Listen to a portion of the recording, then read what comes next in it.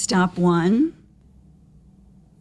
Welcome to the Nasher Museum of Art's presentation, The Medici's Painter, Carlo Dolci in 17th Century Florence. You are about to embark on a journey, traveling back to Florence to the middle of the 17th century to meet an extraordinarily gifted painter and draftsman, affectionately known to his contemporaries as Carlino or Little Carlo, possibly because of his short stature and his humble character. Carlo Dolci was born in 1616 in Florence. At a very early age, his talent was discovered by Don Lorenzo de' Medici, and he soon became a favorite of the powerful Medici court. With their patronage, his career was secure. He was widely collected and able to command high prices for his paintings. In his day, Carlo Dolci was the most important and influential painter in Florence. This exhibition brings together for the first time in the U.S. masterpieces by Carlo Dolci from major public museums in Europe and the U.S., as well as from virtually inaccessible private collections. The exhibition opens with the Virgin and Child, painted about 1649, a golden year in Dolci's career when he was at the height of his powers. With a loving gaze, the Madonna supports the Christ child as he steps onto a green velvet cushion. His hand is raised in a gesture of blessing. This painting shows exactly what the Medici and other patrons admired: Dolci's enameled finish and consummate skill at rendering details from nature. He was particularly celebrated for his ability to depict hands. Notice the care he took at making the Virgin's fingernails in this painting look so lifelike. The little fingers and toes of the Christ child are absolutely perfect. Look at the way Dolci was able to paint convincing textures. Focus for a moment on the sewing basket with its threaded needle at the top. To paint that took concentration and a painstaking application of paint using ultrafine brushes with only a few bristles. Dolci was a notoriously slow painter. One picture could take him several years. To appreciate his work fully, we must also take the time to look carefully. See how Dolci is able to communicate that the green cushion on which the baby steps is velvet material. Its surface color changed by the light pressure of the child's feet. If you look closely, you can see that the highlights on the velvet's plush are achieved by the use of real gold, powdered and suspended in oil. The child's halo is also real gold leaf. What a brilliant colorist Dolci was. Focus your eyes now on the ultramarine blue of the Virgin's cloak, which is juxtaposed to the beautiful shade of red for her dress. Note the purple color used for the drapery on her head. It contrasts so well with that deep green of the cushion. Dolci's wealthy patrons were able to supply him with the most expensive colors on the market: gold and ultramarine blue.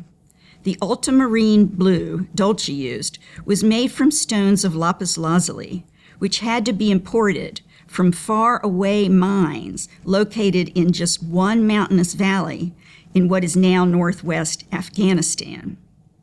As you move through the exhibition, notice the many, many shades and saturations of ultramarine blue in Dolci's work. Now for a minute, I want to draw your attention to the wall color we chose for the galleries.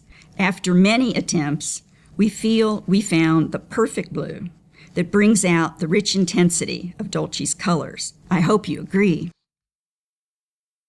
Stop 2. Our second stop is the Virgin and Child with lilies, on loan from France. By all standards, this is a smashing picture, and it is in an excellent state of preservation. The facial expressions and the intimacy between the mother and child in a domestic setting convey an atmosphere of peace and serenity. The scene is embellished with Dolci's characteristic realism. We can only imagine how long it took for Dolci to render those lovely hands and feet so flawlessly. Again, we admire incredible details. Particularly striking is the precise, meticulous representation of the border of lace on the white cloth we see at the bottom of the picture. And look at Dolci's accurate description of every individual petal of each of the flowers in the picture. Dolci loved to paint flowers. In another gallery, you will see an exquisite floral piece he painted for Cardinal Carlo de' Medici. Virgin and Child with Lilies exemplifies Carlo Dolci's unique and personal interpretation of religious subject matter. Baldinucci tells us that at an early stage of his career, Dolci vowed to paint only sacred subjects. He also recounts that if someone in Florence happened to be looking for Carlino, and he was not in his house or workshop, he usually could be found in the nearby church of San Lorenzo, on his knees, praying. In front of this tender depiction of Madonna and Child, we can almost feel the painter's own devotional state of mind while he painted it. According to his biographer, who knew Dolci well, Carlo would recite the litany, Ora pro nobis, pray for us, between every brushstroke. For Dolci, the act of painting was also an act of prayer. Our painter refused commissions for large altarpieces, and he never made a fresco. Instead, he preferred to paint easel-sized pictures, like this one, for the purpose of private devotion. Dolci had a spiritual mission. He wanted his paintings to inflame the faith of the viewer. Stop 3. Buongiorno. My name is Molly Boarati, and I am the presenting curator for the Medici's painter Carlo Dolci in 17th century Florence at the Nasher Museum of Art at Duke University, and I am the assistant curator at the Nasher Museum of Art. Poetry, or poesia in Italian, is one of Dolci's masterpieces. The artist's attention to detail and command of the oil medium are put on full display in this painting from the late 1640s. The art of poetry is here represented as a young woman with long flowing hair who makes gentle eye contact with the viewer. Cesare Ripa, in his famous 16th century book on iconography, or the study of visual symbols in art, recorded certain characteristics that should identify poetry, such as her youthful appearance, star-covered dress, and green laurel wreath.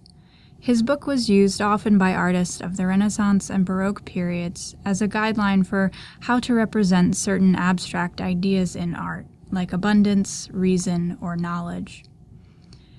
Dolci has followed many of Ripa's indications for the figure of poetry, but has made one notable exception. Normally, poetry's breasts are uncovered and full, symbolizing fertility and bounty. Here, however, Dolci has shown the figure fully clothed, perhaps more in keeping with his own reserved temperament, or even maybe at the request of the painting's commissioner, Carlo Buontempi. Scholars have frequently noted the influence on Dolci of other Florentine painters and local creative traditions of the period.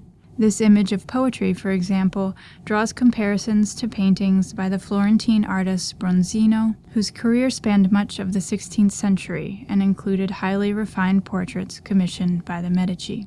The polished surfaces of many of Dolci's works, such as this one, are also often noted in relation to glazed terracotta products produced by the Della Robbia workshop in Florence in the 15th and 16th centuries. These sculptures and reliefs were very vibrant, colorful objects highly prized in Tuscany and beyond.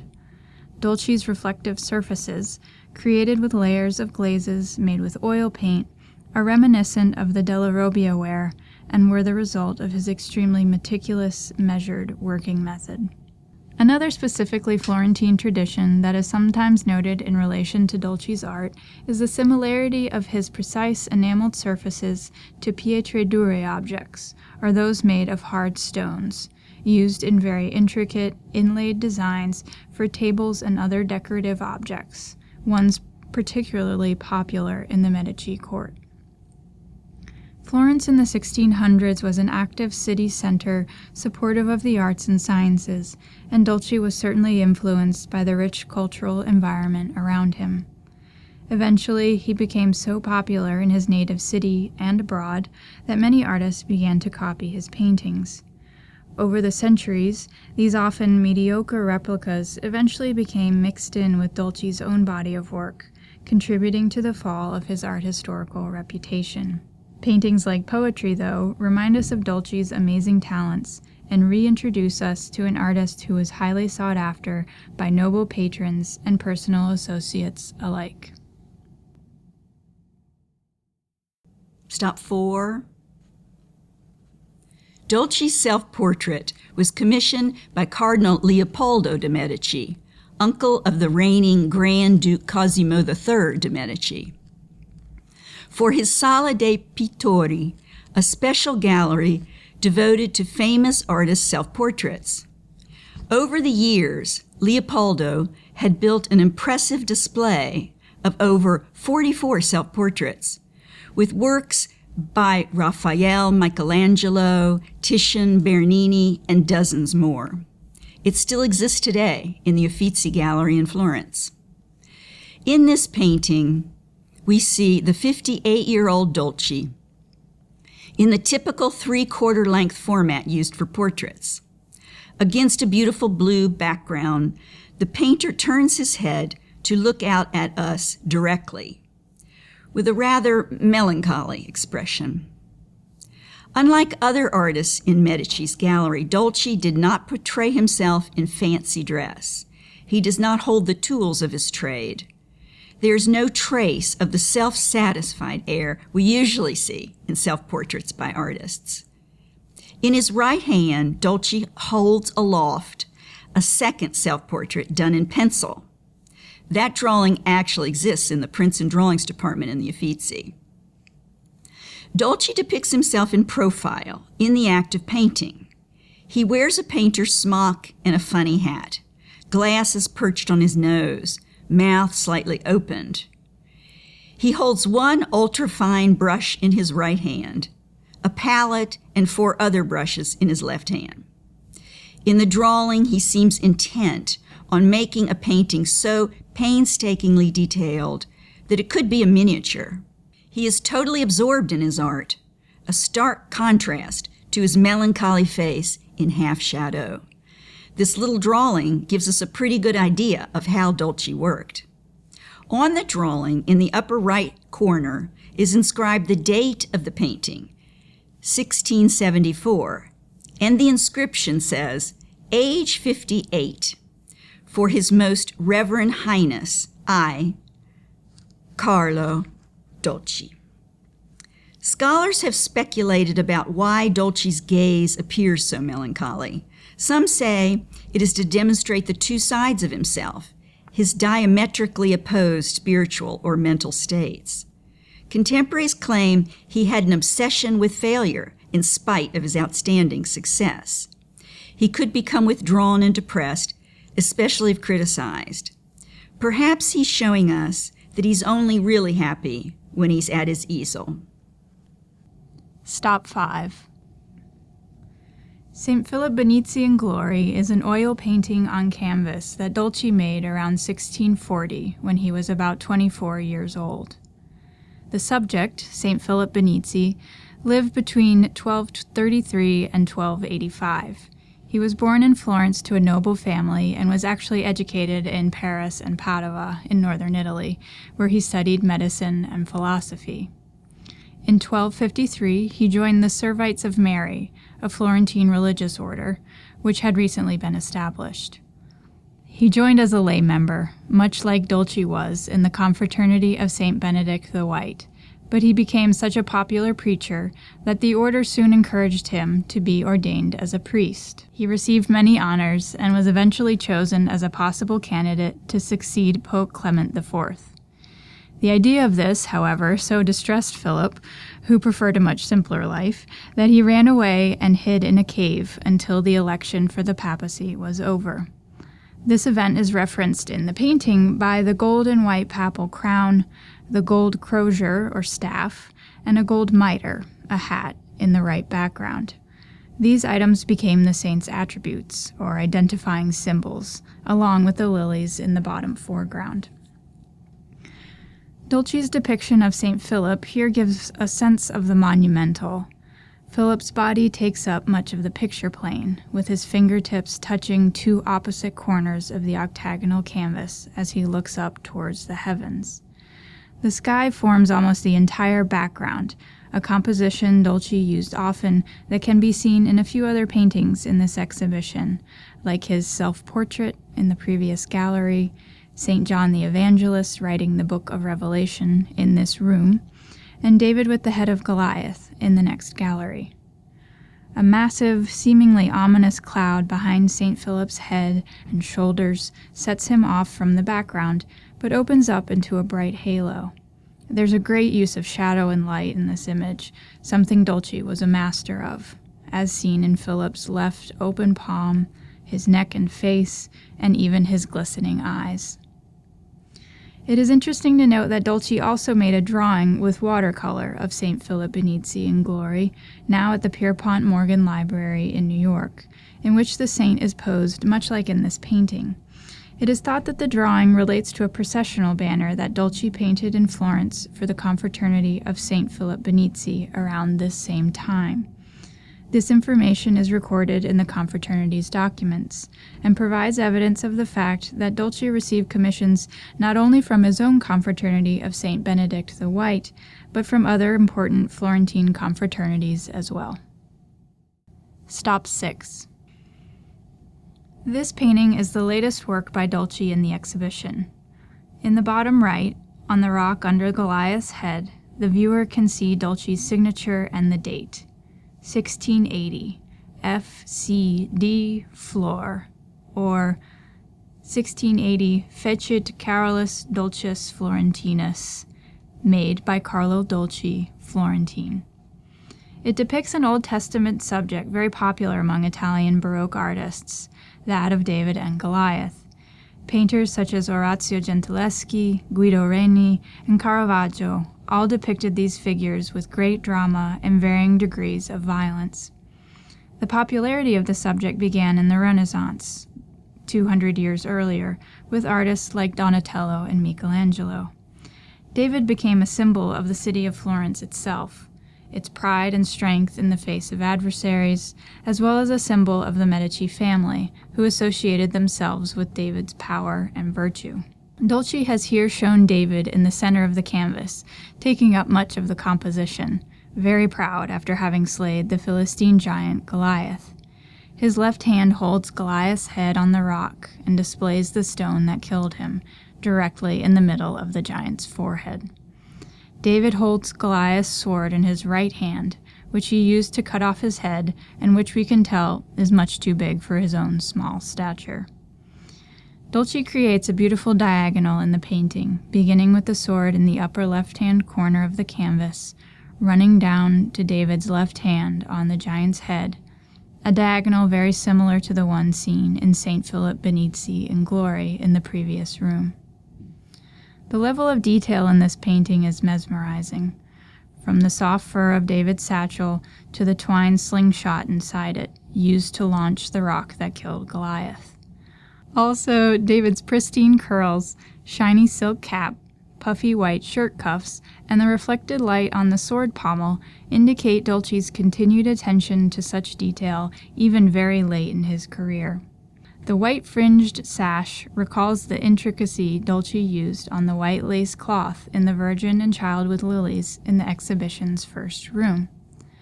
In this painting, though, he's deliberately stained the sash with red blood that also oozes out from the giant's head wound and drips down his nose. Another fascinating aspect of this painting is that the commission took 11 years to come to completion. Dolci notes on the back that it was ordered in 1670 by Marchese Pier Francesco Rinuccini, a collector who was evidently a close friend of Dolci's, as he acted as a witness at Dolci's daughter Angela's baptism in November of 1681. Other payments were received in 1679 and 1680, with the final payment coming in March of 1681. This is evidence of Dolci's painstaking process, and also, most likely, a result of the fact that he was busy working on many other commissions over the course of that decade, such as his self-portrait, the portrait of the Archduchess Claudia Felicitas as Galla Placidia, and the sleeping young St. John, all on view in this exhibition. Stop 7. Right away, the viewer can tell that this painting by Dolci, the Annunciation from 1655, is different from other works on view in the exhibition. Firstly, it is very large and horizontal. We have 2 full-length figures within an architectural setting, and action that implies a narrative. There's a polished surface, but less development of the figures and fabrics than we are used to seeing by now from the Florentine. It is a lovely painting, but there's something slightly off. The reason for this is that this work is a copy of a 14th century fresco, a painting made on wet plaster more than 300 years prior. The fresco is housed in the church of Santissima Annunziata, Most Holy Annunciation, in central Florence, founded by the Servite order in 1250. It is a Roman Catholic basilica that serves as the order's mother church and is dedicated to the Virgin Mary. This church comes up a few times in Baldinucci's story of Dolci's life. He recounts how, on the day of Dolci's wedding to Teresa Bucarelli, August 25, 1654, the groom was nowhere to be found. The guests went looking for him, and they found Dolci praying in the chapel of the Crucifix of the Dead inside Santissima Annunziata, evidently one of many such erratic episodes experienced by Baldinucci over the course of his friend's lifetime.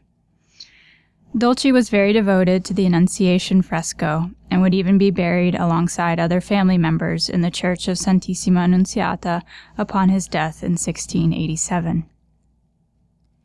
The fresco painting that Dolci copied dates to circa 1340. The Annunciation, a scene described in the Bible, in Luke chapter 1, verses 26 through 38, is when the angel Gabriel appears to the Virgin Mary to tell her she will bear the Son of God. It is said that a friar named Bartolomeo originally created the fresco, but found it difficult to paint Mary's face. He decided to rest, and, upon awakening, found that the face had miraculously been completed by an angel. The image soon became a cult object of worship and was praised for its miracle-working qualities, such as healing the sick. Religious pilgrims and dignitaries traveled to the church and left votive offerings made of silver and wax. It was extremely popular. The fresco remained covered for most of the year, but was unveiled for special feast days. It still exists today within an ornate tabernacle, or chapel, financed by Piero de' Medici in the late 1440s. The Medici were major patrons of the Santissima Annunziata church and were closely involved in the management of the cult image. You can see photographs of the church, the fresco, and the Medici tabernacle to your right. Due to the Annunciation fresco's extraordinary fame, it was often replicated by artists for patrons near and far. Dolci made 2 copies of the scene in oil paint. The first, completed circa 1650, is now located in Poland. The painting on view in this exhibition is Dolci's second copy. As in the original, Mary and the angel Gabriel inhabit an open architectural space. God is shown in the upper left, and the dove of the Holy Spirit is in the center of the painting, emphasizing the presence of the Holy Trinity. To the left of the Virgin's halo, Dolci wrote backwards, Ecce ancilla Domini, or Behold, I am the handmaid of the Lord, from Luke chapter 1, verse 38. Her open book reads, Behold, a virgin shall conceive and bear a son. Ecce virgo concepiet et pariet filium, from Isaiah chapter 7, verse 14. And the date, 1655, is written in the middle of the canvas on the back of the wooden bench. We know a bit more about the painting from an inscription by the artist on the canvas stretcher, which notes that it was commissioned by Marchese Scipione di Piero Capponi. Capponi came from a noble Florentine family and knew Dolci very well. In 1657, soon after the painting's completion, Capponi acted as a witness at the baptism of Dolci's first daughter, Anna. 3 years after Capponi's death in 1667, Baldinucci noted the painting's presence in the collection of Grand Duke Cosimo III de' Medici. Dolci's inscription on the stretcher also mentions that, in 1671, he completed restoration work on the painting, only 16 years after its creation. Stop 8. Although Carlo Dolci once vowed to paint only sacred subjects, this vase of tulips and other flowers proves he did break that vow every once in a while. In this case, he was fulfilling a specific commission from Cardinal Giovan Carlo de' Medici, a great collector of still lifes and a well-known botanist. In the middle of the composition, we see a richly embossed metal vase that sits on a table covered with a deep red tablecloth.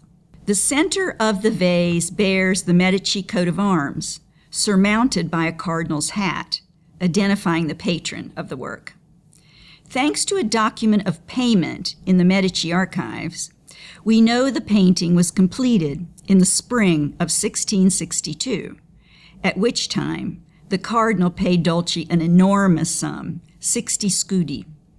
The document explains that the payment was a reward for the inordinate amount of time Dolci took to paint it, for his diligence and his finesse. The quality of execution, precise brushwork, and enameled light must have pleased Cardinal de' Medici. To the left of the vase is a porcelain bowl of water, holding 3 exotic varieties of tulips. Another tulip, past its prime, lays in front of the bowl. As in all European still lifes of the period, a dead or dying flower symbolizes the passing of time. Note the skillful treatment of light. The shadows cast on the red tablecloth by the porcelain bowl and the vase, they indicate a strong focused light source entering the painting from the upper left. Even the stem of the tulip resting on the lip of the bowl casts a realistic shadow. The Medici vase is filled with an arrangement of flowers of varying shapes, sizes, and colors. We can tell by the true-to-life forms, proportions, and color that Dolci painted from actual plants. We are able to identify a daffodil, hyacinths, buttercups, and anemones. However, the star of the composition and the real subject of the painting is the tulip. In the 17th century, tulips were highly praised and very expensive plants, especially imported from the Netherlands. Tulips were often exchanged as diplomatic gifts, and Cardinal de' Medici was especially fond of them. In a recent book entitled Tulip Mania, Money, Honor, and Knowledge in the Dutch Golden Age, author Anne Golger describes the virtual craze for tulips in the Netherlands as the first and most disastrous market bubble of all time. At the height of the craze, the Dutch bought and traded them like mad. In one day, a bulb could change hands 10 times. A single bulb could cost as much as a townhouse in Amsterdam, even more. In just 1 month in 1637, the price of tulip bulbs increased over 1,000%. The variety of tulip Dolci paints here illustrates one key aspect that fed tulip mania, known as tulip breaking. Tulip breaking was a mysterious phenomenon that occurred when, for some unexplained reason, the petals suddenly changed from a solid color into multicolored patterns. It was later discovered that the cause was a virus, but in Dolci's day, the infected bulbs were the most popular and the most valued.